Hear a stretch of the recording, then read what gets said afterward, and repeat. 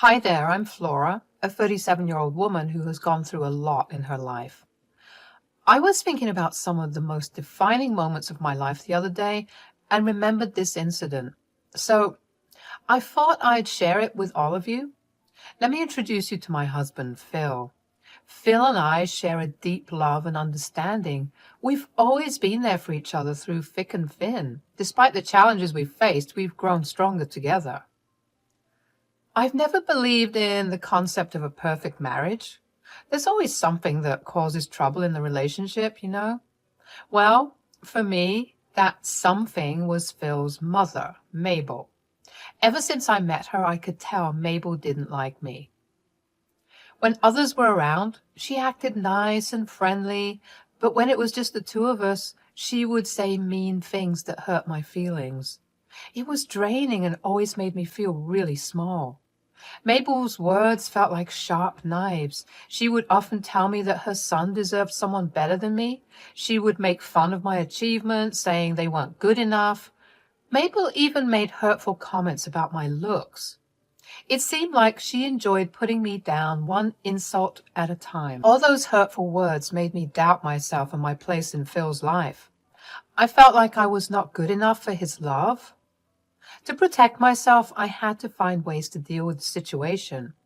I reminded myself that Mabel's hurtful words were because of her own issues and insecurities, and not because of anything I did wrong.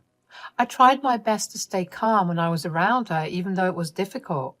I focused on the love between me and Phil and the happy moments we shared, but no matter how hard I tried to remind myself that what Mabel said wasn't true, I couldn't shake off the insecurities that began to grow within me.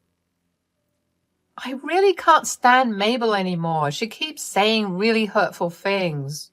I've been trying to tell you about it for so long, but you won't listen. I'm struggling, so please just listen to me. Come on, babe.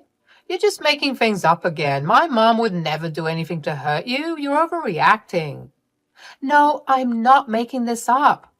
It's been going on for a long time. She makes me feel small and insults me, and it's taking a toll on my mental health. I mean, haven't you noticed how much I've changed these past few months? I know my mom. She's a kind and loving person. I can't believe you're saying these things about her. You need to stop making up stories and causing unnecessary drama. I'm not creating drama. I'm telling you how I feel and what I've been going through. Stop treating me like my feelings don't matter. Why can't you support me this one time? I just can't believe that my mom would behave like that. Maybe you're just misinterpreting things or being overly sensitive. I can't accept that my mom would be so mean. I'm not misinterpreting anything. I've suffered with her hurtful words and actions for so long. I'm not asking you to choose sides, but I need you to believe and help me. Can we please find a way to address this issue together?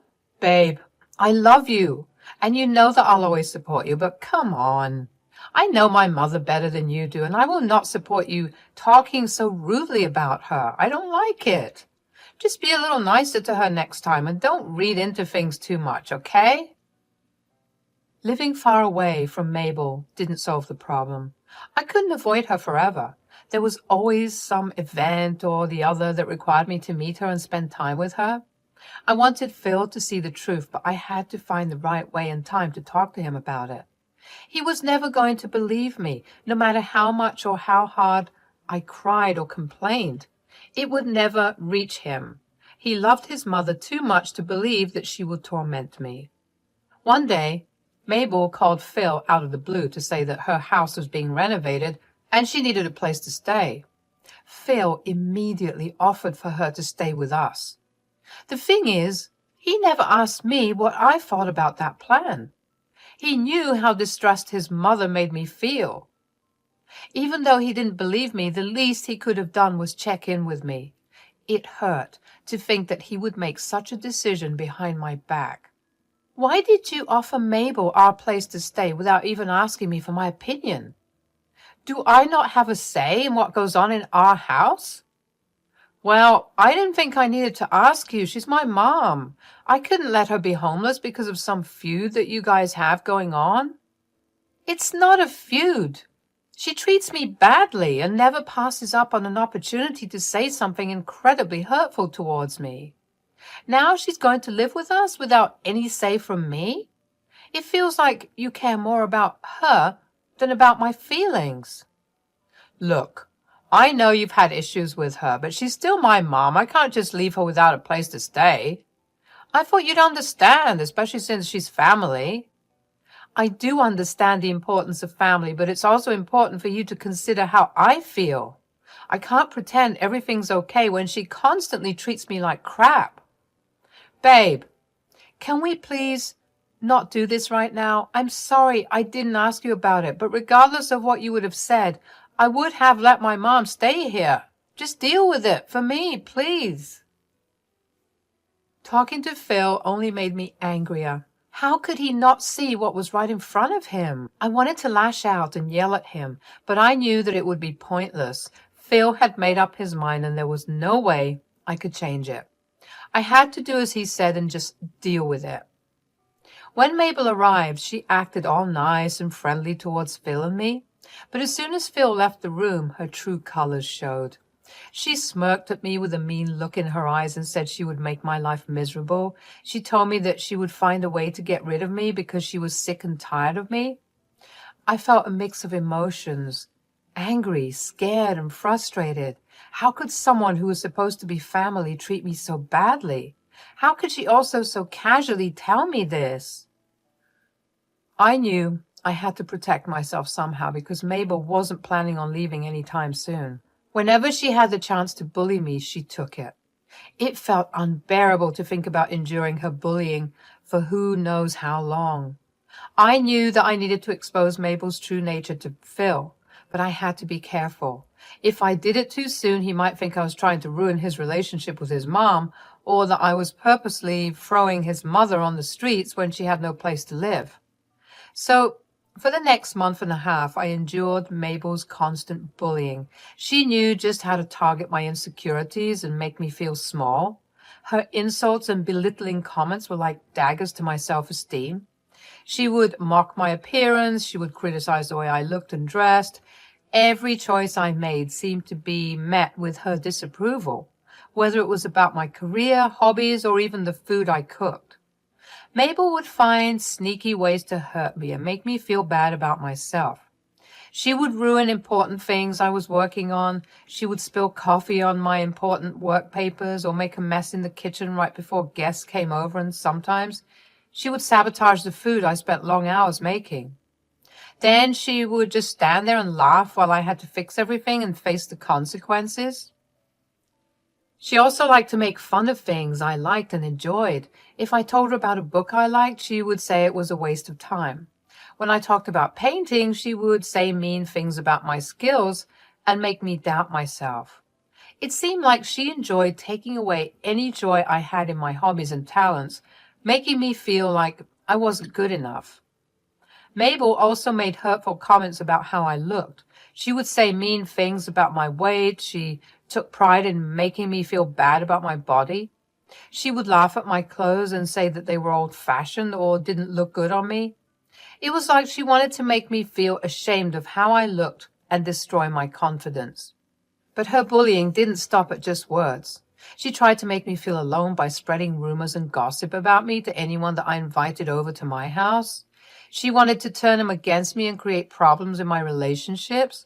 It was like she wanted to control everything and see me suffer. The entire time she had a smirk on her face. She enjoyed the pain she caused me. It was a cruel game to her, a way to show her power over me. To make matters worse, standing up to Mabel wasn't easy. I was scared of her anger and the possible strain it could put on my relationship with Phil. I was emotionally exhausted. I felt like I had reached my breaking point. That's how I knew enough time had passed and I could easily put my plan into action. I made sure to never complain about Mabel to Phil even once in the past month and a half. So now, not only was it safe to carry out my plan, but I was also burning with rage. I wanted Mabel to feel the same pain she made me feel. During those 2 weeks of secretly recording Mabel, my emotions were all over the place. It was really hard to handle her constant bullying, but I knew I had to stay strong because I wanted to show everyone, especially Phil, her true colors. The thought of finally exposing her kept me going, even when things felt really tough. Every mean thing she said and every mean laugh she let out hurt me deeply. Her words felt heavy and her insults stung. It was exhausting to deal with her meanness all the time, but I reminded myself that it wouldn't last forever. I took every mean word she said and every mean thing she did in stride. I knew that everything was being recorded and I wouldn't need to deal with her anymore very soon. After compiling and editing the footage, I gathered up the courage to show it to Phil. One evening, I asked him if he wanted to watch a movie together. It had been a while since the both of us kicked back and relaxed, so he happily agreed. As we sat down, I started playing the footage of Mabel's hurtful actions towards me. Phil was confused and shocked. He watched with growing horror the way his mother treated me. He asked me to explain what I was showing him. Finally, I had his attention, and it was my chance to explain. Do you see what I've been trying to tell you about for so long? I've not been lying or making things up. I've been dealing with her antics for the past 2 months while you've been happily unaware of everything. It was bad enough when she didn't live with us, but when you let her live here, I swear, babe, I wanted to leave. I had no idea. I thought you were just making it up. Why would I make it up? What would I get by making up silly stories? I don't know. I don't know why I never believed you or even heard you out. I guess I just didn't want to believe that my mother could be so cruel. I'm so sorry for not believing you and neglecting your feelings. Your mother is a monster. I hate to break it to you like this, but she really is. You've seen the evidence now. Do you see how much I've been hurting? Yeah. I feel so guilty for not standing up for you. I should have heard you out and at the very least attempted to find out if what you were saying was true. I'm truly sorry, babe. Thank you for finally believing me. If you didn't, I would have lost my mind. So it means a lot to me. Of course. I'd have to be a special kind of fool to tell you that you were lying when I just saw with my own eyes how my mother has been treating you. I want to make it up to you. Tell me what I can do to make it up to you. I'll do anything, I promise. I want Mabel out of our house. I can't bear to live with her any longer. I would completely agree with that, but I still don't want her to be homeless. Her house is still undergoing renovations and we don't know when it will end. Fine. How about we work out a compromise? Compromise? Yeah. I want you to get the name of the renovation company that's working on Mabel's place. I can definitely do that, but why do you want to know about that? I don't know, but my gut is telling me that Mabel is lying about it. Why would she lie, though? Did you just not see how happy she looked while tormenting me? Right. You're right. I'll get you the information. Just please forgive me. I'm sorry for what I did to you. It's okay, baby. I'll need some time to get over the things that Mabel did and said to me, but I'll be fine. And more importantly, we're fine. The next day, Phil casually chatted with Mabel during breakfast and found out the name of the company doing her renovations. I decided to take matters into my own hands and contacted the company to check on the progress.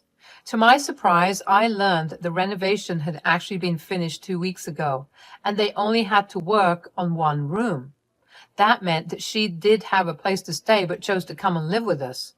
If I was angry before, then I was furious when I found out that Mabel had lied to us. She purposely stayed over at our place just to torment me. I immediately told Phil about this discovery, and he too got really upset that Mabel had lied to us about her living situation.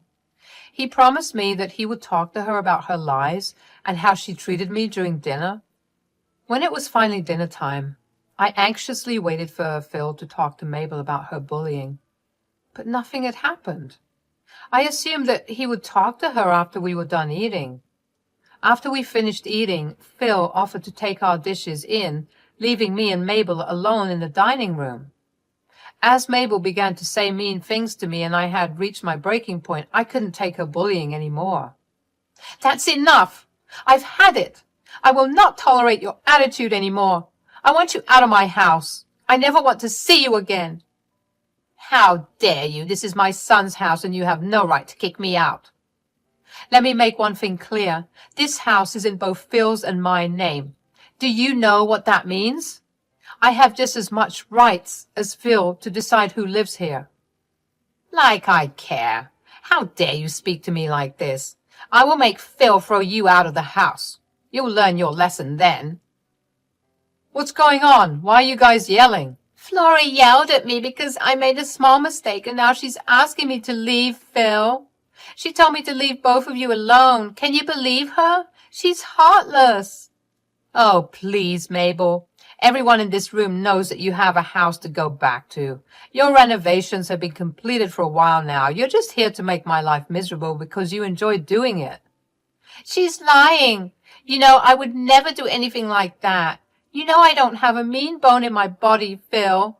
This can't keep going on. I'm sorry, but Phil, you have to choose. I can't keep living with someone as heartless as her. So, me or her? Phil looked wildly uncomfortable. He hated being put on the spot, but this was the perfect time for him to show me who his loyalties lay with. If he chose Mabel, I would walk out of the house and never return to him. I hated to see him in a position where he felt so uncomfortable, but it was necessary for me in our relationship. Phil took his time and thought about how to gently respond and tell his mother to stop bullying me, but Mabel didn't give a chance to speak up. Shall I ask Flora to start packing her bags then? No, Mom. You got it all wrong. It's not Flora who should be leaving, it's you. What? What do you mean? Why are you choosing her over your own mother? I've been trying so hard to be nice and understanding, but you're making it so hard. I can't believe you. Do you do anything else other than lie? You've lied to me about not having a place to live and about Flora being mean to you. But Phil, you know I would never do such a thing. Flora is just exaggerating and making things up. You know how delusional she can be. Enough! You are not allowed to speak of my wife that way. I've seen and heard enough evidence to prove that you've been lying to me. I know the truth now. Flora has suffered enough, thank you. I want you to leave. But, no buts. This is not how we treat each other. I can't allow you to continue bullying Flora, disrespecting my relationship with her. You need to leave by tomorrow morning, and for everyone's sake, never come back. The following day, Mabel left our house reluctantly, still trying to argue her case, but Phil and I stayed firm with our decision. We no longer wanted her negativity or lies in our relationship. Even after she left, she kept trying to get in contact with us, but Phil and I decided that it would be best if we blocked her everywhere. Looking back on our journey, I feel relieved and like I've become stronger as a person. Phil and I have become even closer as a couple.